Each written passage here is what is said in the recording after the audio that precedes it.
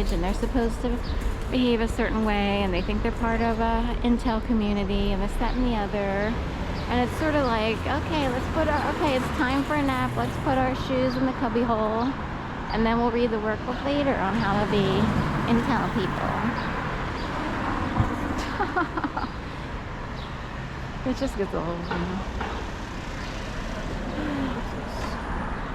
There's the site.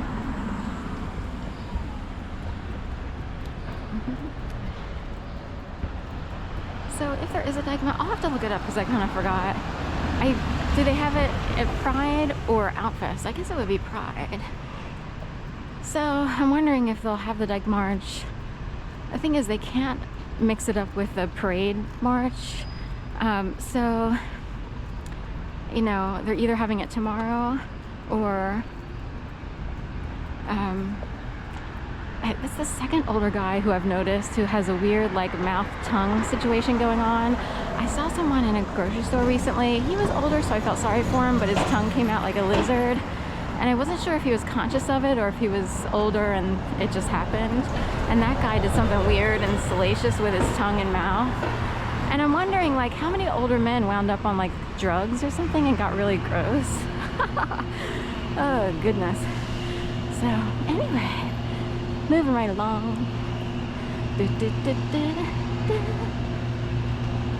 So, whenever the Dyke March is, Dyke Mark, it would be in here. Now, when there's large crowds of people, depending on the group, I can get very like, it's almost like being Tim Walz's son Gus. It's in that realm where you get too excited or too like amped up. So it depends on the group. So, kids party, Saturday, June 14th. I don't see any signs, so I forget if the Dyke March is a Pride thing or if it's a Outfest thing. Outfest is in October. Anyway, I thought about walking down here.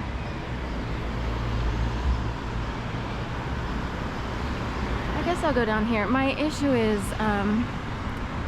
another, you know, little orchestrated area. So in Philly, one sure sign of an orchestrated area is to have a million very vintagey looking stores, as if you're a step back into the 1950s. And it can be, you know, oh, the dog daycare is gone over here. It can be, you know, again, I don't mean to sound mean, but I don't mean to be mean, but I never used to say that in high school. I don't mean to be mean, but it gets old.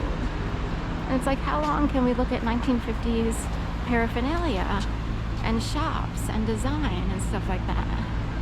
Like, after a while, you're like, ugh. Like, what's so funny is we've had malls that are modern and this, that, and the other, and even they have moved on.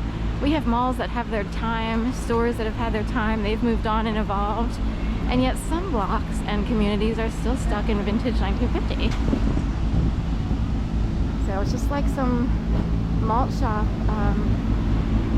you know, movie set for some, like, you know, hey Johnny, did you get the, you know, did you pick up the Coke bottles, the last Coke bottles?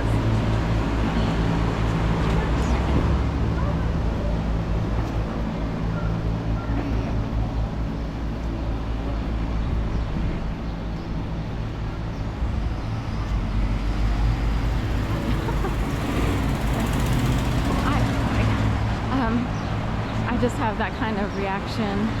I will say what I'm really happy about is it's pretty calm. Of course, carrying a camera has helped. Yes.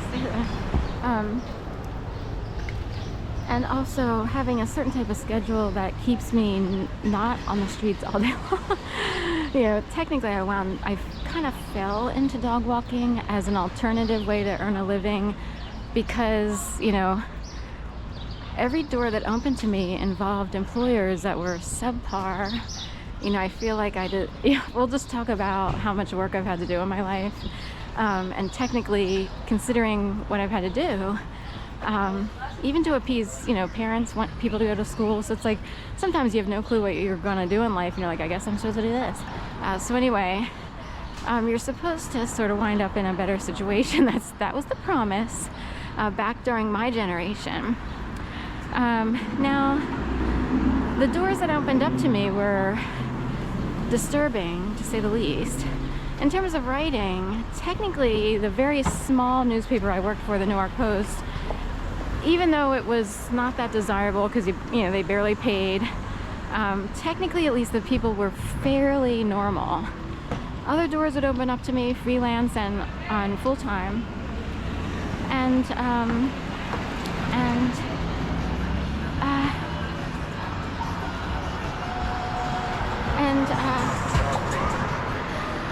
every single workplace had really bizarre things going on. It was like, it's in the realm of, is this a joke? Am I on candid camera?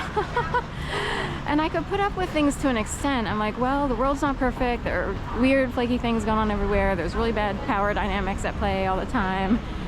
But at some point, my constitution couldn't stand it because something was off.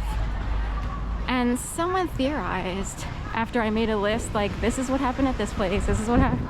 And what would you do after a while? Like, you try to wait it out. Like, some places I've worked, it's like, wait out the uncool people or people who are doing something stupid.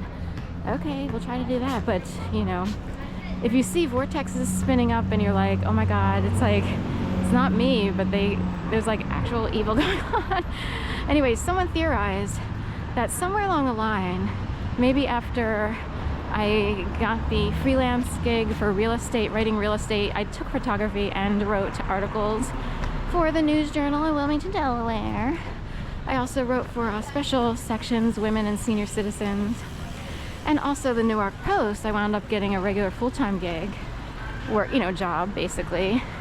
Somewhere in there, someone thinks that something entered the picture. Like, people who are, say, anti-government would say, we think the government actually came in, wound up putting you on a path, and oddly, the person who hired me for freelance with the Wilmington News Journal is the one who ultimately kind of influenced me to come up to Philadelphia, because she worked for a publishing company up here, Donna Loyal, and sounds like Armageddon. And she's like, hey, are you tired of, you know, living and working in Delaware? Since I was born and raised in Delaware, if you want to come up to the big city, Philadelphia, you know, they're hiring where I work now.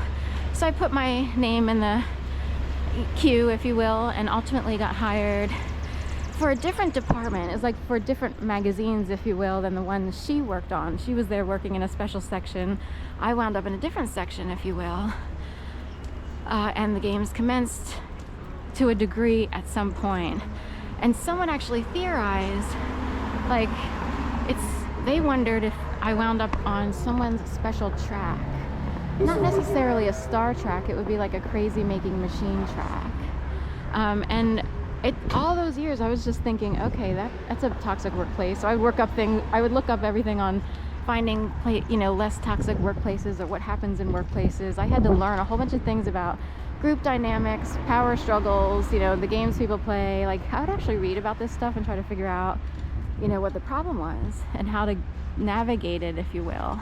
But over time, it became more and more clear that someone might have put me on a special track a long time ago.